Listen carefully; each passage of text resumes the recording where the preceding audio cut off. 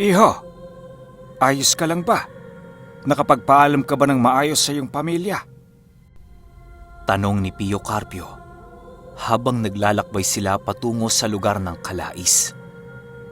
Doon nila piniling dumaan gawa ng meron silang mga miyembrong nagbabantay sa isa sa mga baryo ng Calais na pinaghihinalaan nilang pugad ng mga aswang.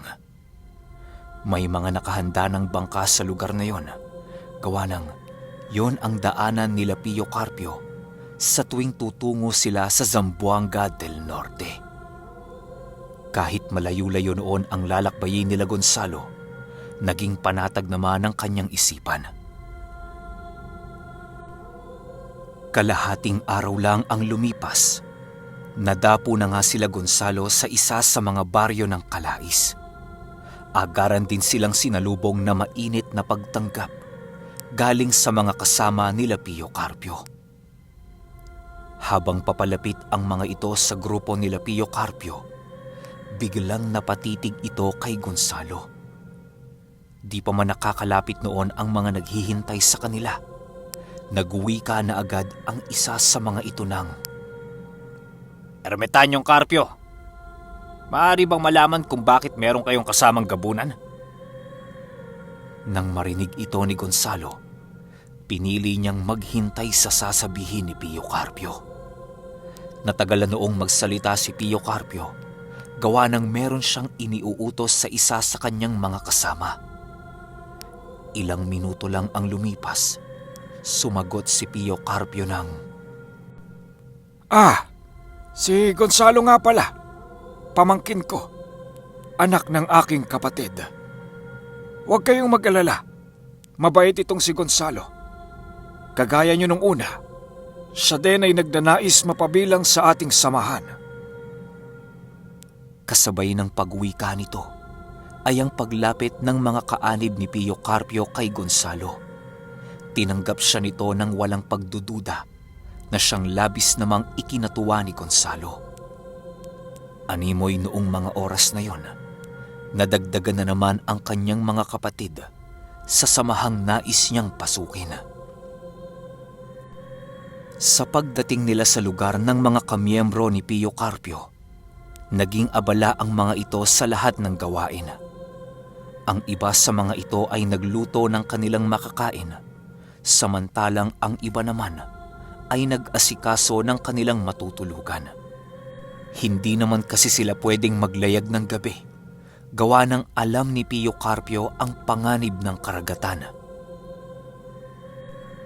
Dahil sa bukas na ang kanilang mga wisyo sa espiritual na aspeto, hindi malayong magkaroon sila ng mga kalabang tamawo sa kanilang paglalayag. Ang labis pang iniiwasan noon ni Pio Carpio ay ang kabilugan ng buwan noong mismong gabing yon. Dahil ayon kay Pio Carpio, na kapag kabilugan ng buwan, masyadong masungit ang karagatan. Ang mga diwatang nangangalaga sa tubig ng dagat ay hindi papayag sa sino mang nilalang na merong kargang isang bagay na pagmamay-ari ng demonyo. Matapos itong malaman ni Gonzalo, doon na niya naunawaan ang mga bagay-bagay. Noon ding mismong gabing yon, napagpasyahan nilang mag-inuman na lang ng kanilang mga daladalang tuba. Sa pagkakatanda ni Gonzalo, umabot sa 13 ang bilang ng kanilang grupo. Ang 5 sa mga ito ay maiiwan sa Calais, at ang 8 naman kasama siya ay tutungo sa Zamboanga del Norte. Kung makakaya nilang marating ang Siocon sa loob ng 1 buwan, ay pipilitin nila itong tunguhin, gawa ng merong pakay si Pio Carpio sa lugar na yon. Sa paglipas ng oras ng kanilang pag-iinuman, nananatiling nakikinig si Gonzalo. Ang tinatalakay kasing paksa noon nila Pio Carpio ay sa pagtuntun sa lugar na kinaroroonan ni Cedes. May mga iilan sa kanyang mga kaanib ang nakapunta na sa Siraway noong nagdaang buwan. At ang lahat ng mga ito ay bigong mahanap si Cedes at si Dadoy. Kahit nagtanong-tanong na sila, hindi pa rin nila natuntun ang tinitirhan ng mga ito. Dahil sa hindi nakita ng mga ito si Ginang Cedes, naging misteryoso para sa pangkat ni Pio Carpio ang kinaroroonan ng mga ito. Alam niyang sa Siraway nakatira sila mamang, pero saan sa Siraway? Dahil sa mga katanungang yon, binalot ng katahimikan ang kanilang pag-uusap. Halos wala ni isang nakabasag sa katahimikang yon, kaya napilitan si Gonzalong magsalita ng, Tio Carpio, ano ho bang gagawin ni Ginang Cedes sa kalambiging ating nakuha? Iniba na noon ni Gonzalo ang usapan. Gawa ng wala ni isang may kakayahang sumagot sa katanungang naibato sa kanilang pag-iinuman. Nang marinig ni Pio Carpio ang tanong ni Gonzalo, bigla itong nagwika ng, Itatago lang ito, Gonzalo. Ililibing sa lugar na tanging si Ginang Mercedes lamang ang nakakaalam. Gawain ito ng aming pangkat upang hindi na muli pang kumalat ang mga kagamitang nagsisilbing instrumento ng demonyo upang lasunin ang kaisipan ng mga tao. Hindi lang yan. Mapamutya ng kalikasan ay ibinibigay din namin kay Ginang Cedes kapag wala ni isa sa amin ang may kakayahang pangalagaan ito. Sa ngayon, medyo nadidismaya lang kami dahil kahit sa ang lugar namin hanapin ang aming pinuno, hindi pa rin namin ito mahanap-hanap. Ang tanging ipinagdadasal na lamang namin ay sana na may nasa mabuting kalagayan si Ginang Cedes. dagdag pa ng isa sa mga albularyo nilang kasama. Kay Dadoy, may balita ho ba kayo? Tanong ni Gonzalo. Sa ngayon, wala talaga eh. Hindi namin alam kung saan ito tumungo. Maaring sumama ito kay Ginang Cedes. O kaya na may nagkataon lang talaga na wala siya sa kanilang tahanan nung ito'y aming pinuntahan. Sagot ng albularyo. Dahil sa mga usaping yon, animoy nawala ng gana si Gonzalong tumungo sa Siraway. Pero biglang nanumbalik ang kanyang kagustuhang tumungo sa lugar na yon nang magwika si Pio Carpio ng, Huwag kang mag-alala, Gonzalo. Magkikita kayo ni Dadoy. Malay mo, pagtungo natin sa Siraway kinabukasan, matsyempohan na natin siya sa kanyang tahanan. Sa paglipas ng kanilang pag-uusap, doon na natalakay ng mga kasamahan ni Pio Carpio ang tungkol sa pugad ng mga aswang na gumagambala sa baryo ng Calais. Dahil sa medyo mataas ang tensyon sa paligid tuwing gabi, napag-isip-isip ni Pio Carpio na magmasid kinaumagahan. Nais niyang makapagbigay tulong sa kanyang mga kasama sa problemang kanilang kinakaharap sa lugar na yon. Dahil sa marami pa naman noong oras sila Pio Carpio, pinili niyang pag-isipan ang pagtulong sa baryo ng Calais. Sa pagtatapos ng kanilang inuman, kanya-kanya na silang tungo sa kanilang silid na pagtutulugan.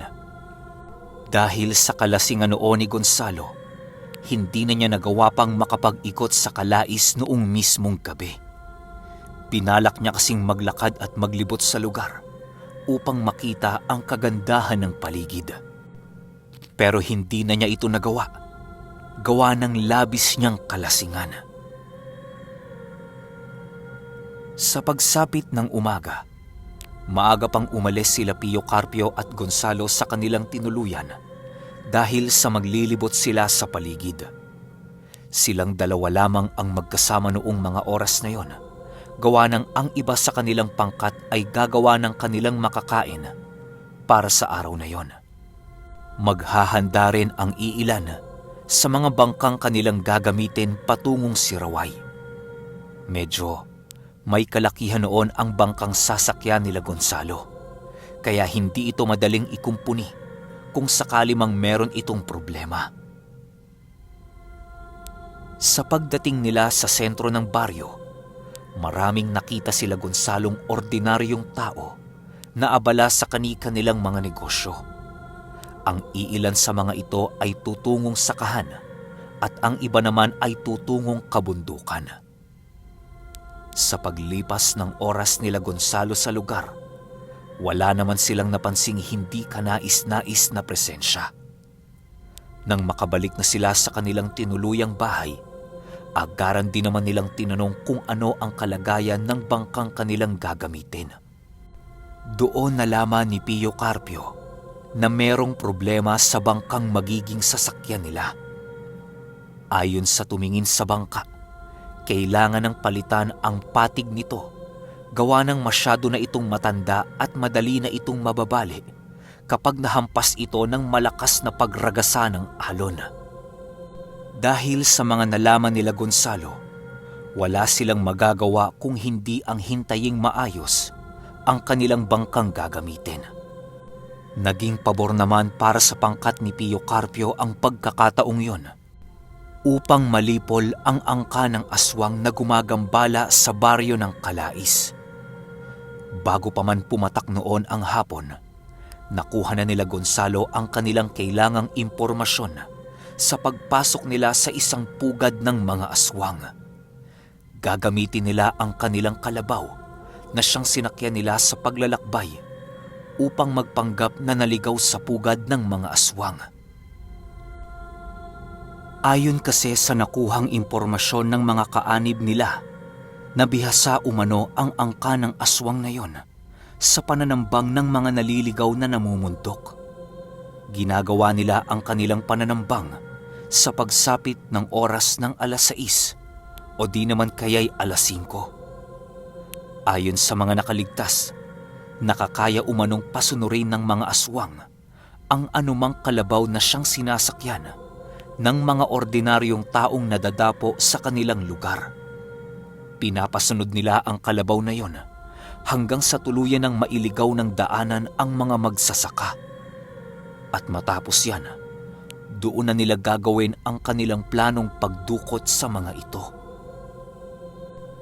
Dahil sa tigal po ang pangunahing armas ng mga aswang na yon, nakakayang makaligtas ng iilang tao kapag meron silang pangontra sa kanilang mga katawan. Ang mga hindi pinalad sa mga naganap na pananambang ay magiging pagkain ng buong angka ng aswang. Nang malaman ni Gonzalo ang abilidad at gawain ng angkan, pinili nilang tunguhin na ang lugar na yon. Bago pa man nila isagawa ang kanilang plano, nagwika si Gonzalo ng, Tio Carpio, maaari bang ako na magpanggap na magsasaka?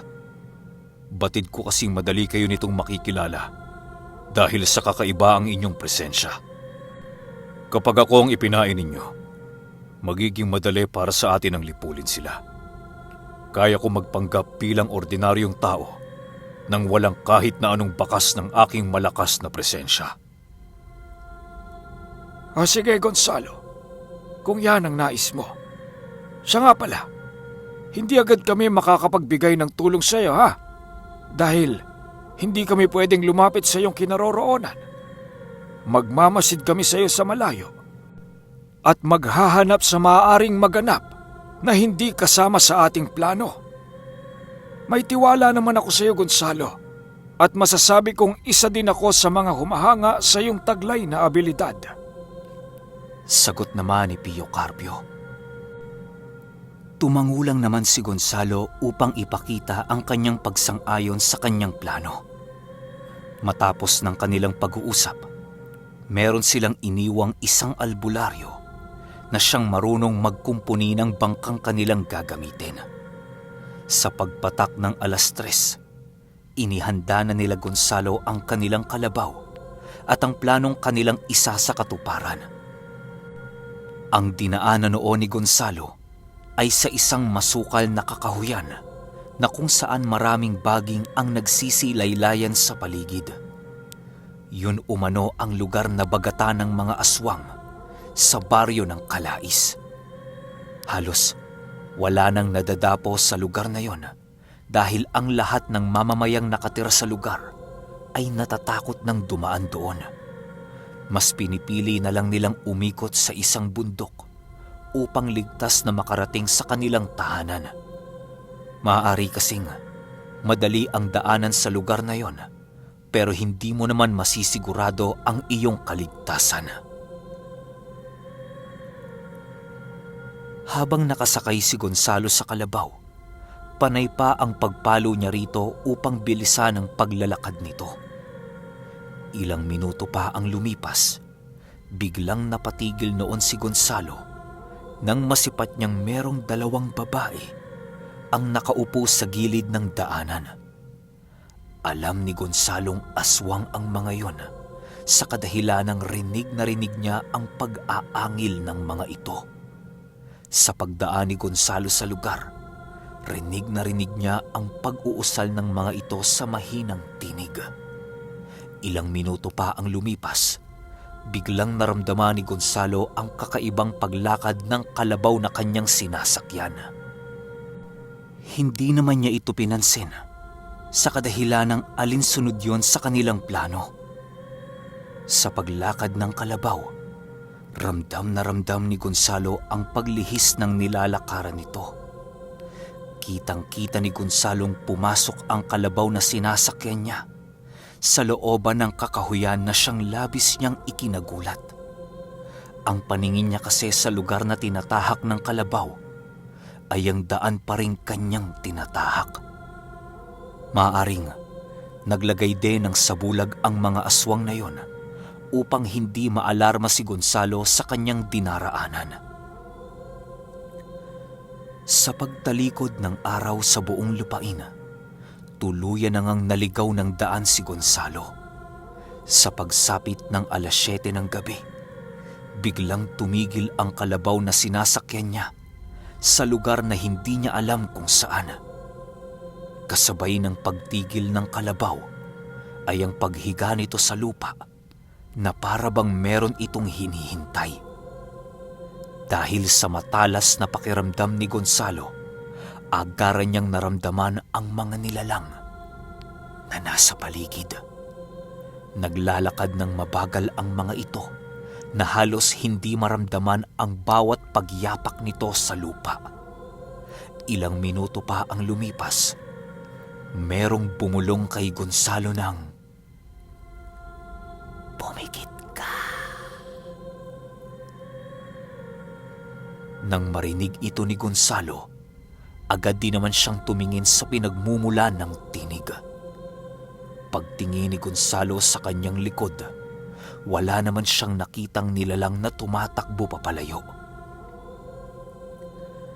Dahil sa mga hindi ordinaryong karanasan ni Gonzalo, nag-akto siyang natatakot at nag-aalala para sa kanyang buhay. Kailangan niyang makaramdam ng takot at pagkabahala upang mapanatag ang mga isipan ng aswang na si Gonzalo ay isa sa kanilang magiging biktima.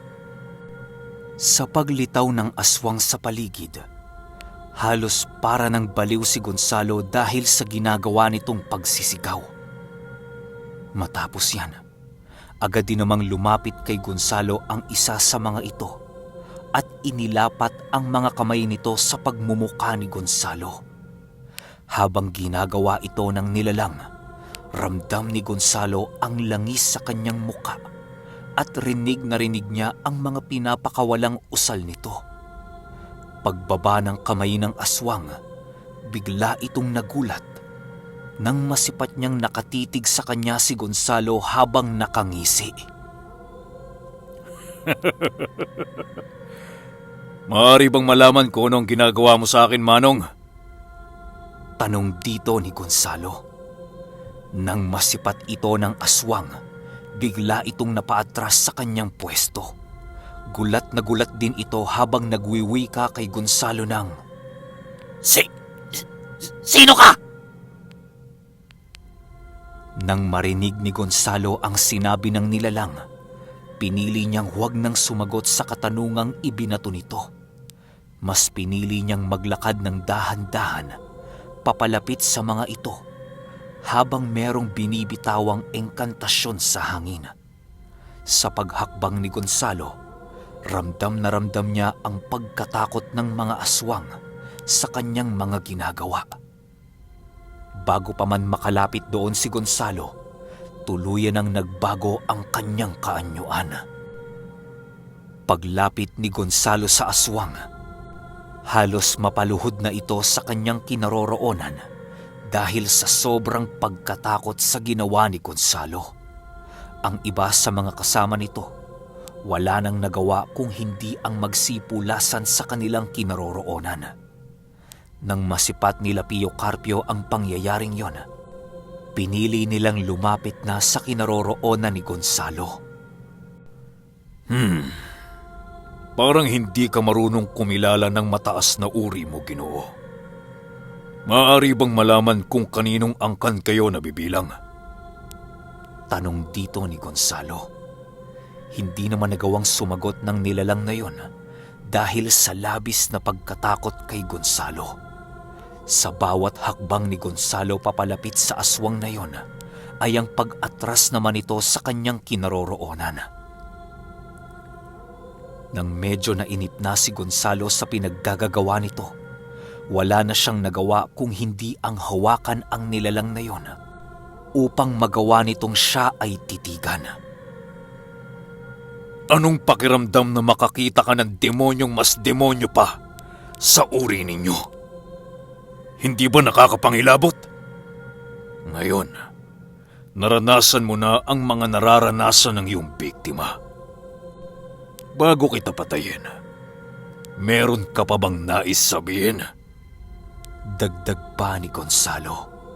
Nang marinig ito ng aswang, pilit itong kumakawala sa pagkakahawak sa kanya ni Gonzalo.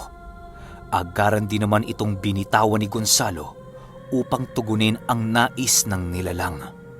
Sa pagtakbo nito sa kakahuyan, sinundan ito ng sinundan ni Gonzalo upang paglaruan. Nang maramdaman niyang nahuli na nila Pio Carpio ang iba sa mga kasamahan nito, pinili niyang dakpina ang aswang na yon. Dahil sa sobrang likse ng kanyang pangangatawan, agaran niya itong nahabol ng walang kahirap-hirap. Nang madakip na ito ni Gonzalo, kinaladkad niya ito ng kinaladkad sa kakahuyang merong nagsisitalasang mga kahoy. Halos bumauna ang mga matatalas na sanga sa katawan ng aswang na yon dahil sa ginawa dito ni Gonzalo. Nang matipo na nila Pio Carpio ang mga nilalang, doon na nila inisip ang kanilang susunod na gagawing hakbang. Grabe, sobrang angas ni Gonzalo, no? Pahintay na lang ako ng 25. Grabe, kinikilabutan pa rin ako sa kwento na to kahit nababasa ko na siya tas ninanarrate ko. Iba yung kilabot ko. Kaya pahintay na lang ako ng next episode. Promise, sobrang daming revelation ng kwento na to. Yun lang. Salamat.